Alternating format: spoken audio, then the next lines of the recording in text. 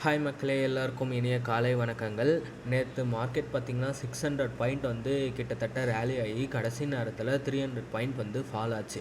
இது ஏன் பார்த்திங்கன்னா, காலங்காத்தால் ட்ரம்ப் வந்து ஒரு அறிக்கை விட்டிருந்தார். அந்த அறிக்கை பிரகாரம் நாங்கள் ஈரானை வந்து எங்களோட டார்கெட்டான மிலிட்ரி பேசஸ்லாம் நாங்கள் அட்டாக் பண்ணிட்டோம். இதுக்கு மேலே வந்து யூரோப்பியன் கண்ட்ரிஸ் அவங்களுக்கு ஆயில் வேணும்னா அவங்களே வந்து ஸ்டேட் ஆஃப் ஹார்மஸை ஓப்பன் பண்ணிக்கிட்டோம், நாங்கள் வாரம் முடிச்சு வச்சுருவோன்ற மாதிரி பேசினார்.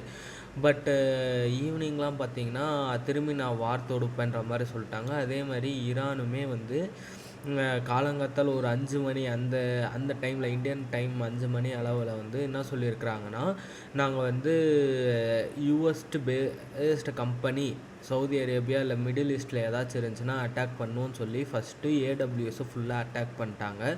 ஸோ நெக்ஸ்ட்டு டெஸ்லா, கூகுள் அந்த மாதிரி என்னென்ன பிளான்ட்லாம் வந்து சவுதி அரேபியா ரிலேட்டடில் எங்கெங்கெல்லாம் இருக்குதோ, வெஸ்டர்ன் மார்க்கெட்டில் எங்கெங்கெல்லாம் இருக்குதோன்றதை 24 மணி நேரத்துக்குள்ளே அடிச்சிடுவோம். ஸோ நீங்கள்லாம் அங்கே எவாக்குவேட் பண்ணுறங்க அப்படின்னு சொல்லி ஈரானுமே அவங்க எண்டுலேருந்து ஒரு அறிக்கை விட்டுருக்குறாங்க. ஸோ வார் வந்து திரும்பி ஸ்பாக் ஆகிருக்கு.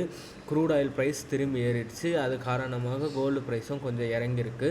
ஸோ இது வந்து ஒரு டென்ஷனான நிலைமையில் இருக்குது. நேற்று பார்த்திங்கன்னு வச்சுக்கோங்களேன், யூஎஸ் மார்க்கெட்லாம் நல்லா ரேலி ஆனாலுமே இன்றைக்கி வந்து டவு ஜோன்ஸ் ஃபியூச்சர்ஸ்லாம் வந்து நெகட்டிவில் தான் இருக்குது.